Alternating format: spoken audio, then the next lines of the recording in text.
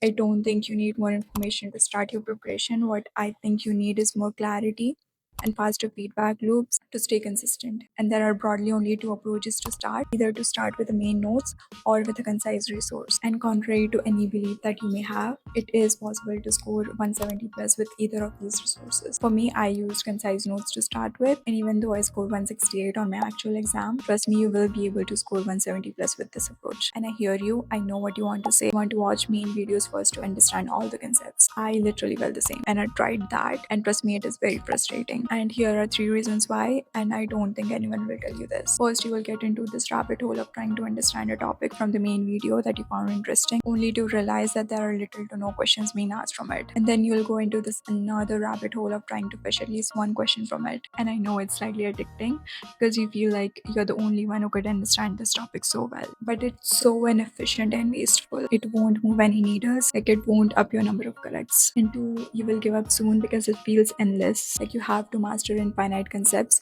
just to complete one subject. But here's the thing, most of the questions from that subject can be solved by going into details of just half of those concepts.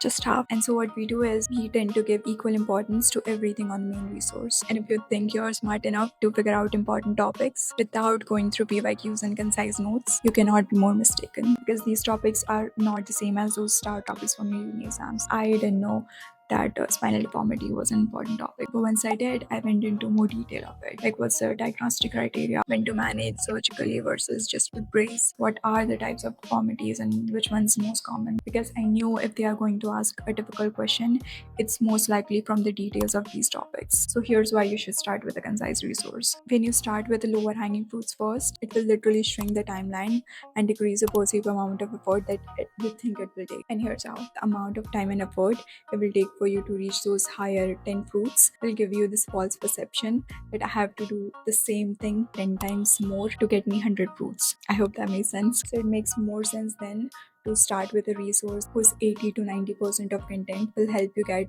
140 to 150 corrects. Because in case you didn't know, most of the questions in your GTs are repurposed PYQs. And if you don't agree with me, either you have not given enough GT or you are not aware of all the previous year topics. And if you know this and you still are not able to solve those questions, it's mostly because you don't know how to apply what you've learned, or you have not gotten into depths of these topics to gain more clarity and actually try to learn the information you have right now to its maximum potential by going into depths of these topics instead of every topic. And that way you can keep increasing bandwidth of your knowledge with subsequent revisions. So here's what I did exactly. For first revision, my goal was to get used to and completely understand those maximum leverage topics. So I started with concise notes, PYQs, and BTRE&D. This may be a no-brainer, but you literally have to do all the PYQs, and you have to do it in a way that you are able to answer any versions of those questions. Also, please don't ignore difficult PYQs, guys. It's such a differentiator. I noticed that when I used to do custom modules, even though they were just direct PYQs, only 20 to 30%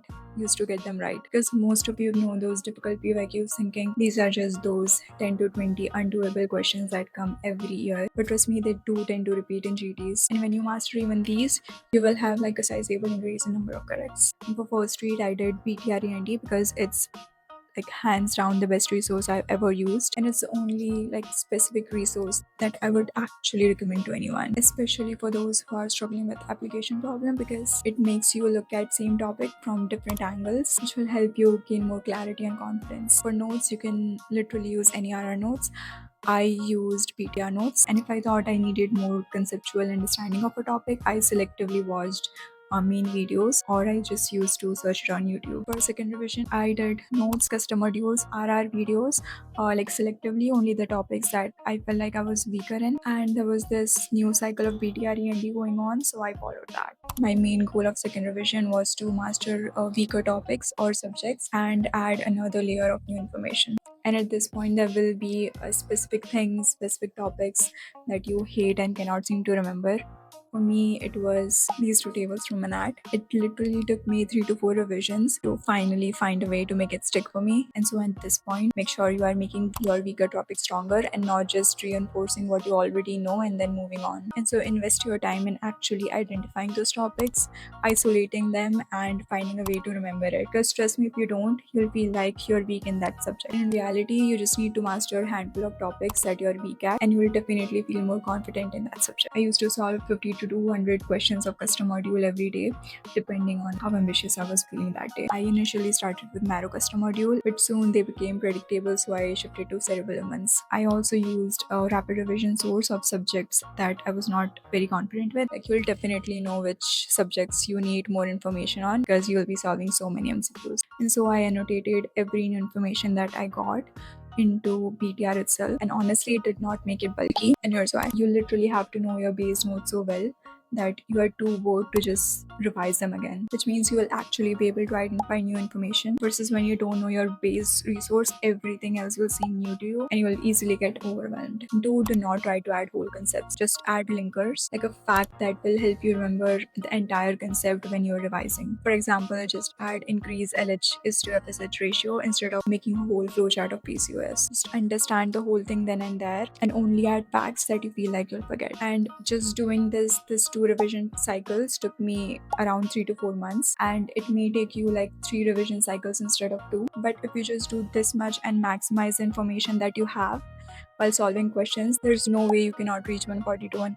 And with subsequent revisions, you will keep uncovering these weaker portions of your notes by doing more questions and making more mistakes. So isolate that information and frame it in a more conceptual way so that it's almost effortless for you to remember when you need it. For example, it is easy to identify bacterial or TB meningitis, but most of us will not be able to differentiate viral versus fungal meningitis in MCQ because it's so commonly ignored from that table. So what I did was I framed it separately in a way that made the difference more clear to me. I mean, I can give like endless examples of these. Now, to go beyond 160, 170, I kept adding more layers of information from these additional sources, and you do not need to overwhelm yourself with it. I just added one resource per revision, and only when I was very confident with my current resource. And if I was still making recall errors for that subject, I did not add more resource for that revision cycle for that subject, and instead focused on maximizing my current resource first. In one of my revision, I literally just did questions.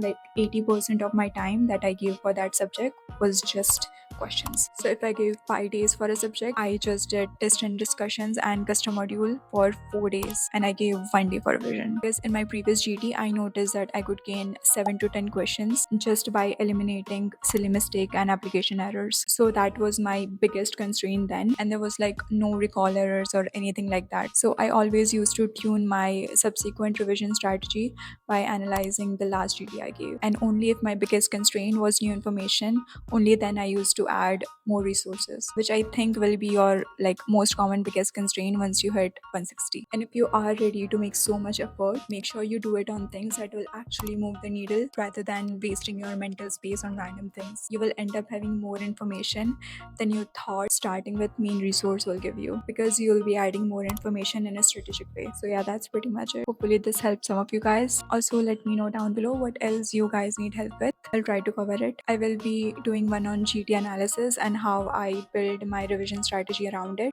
See you then.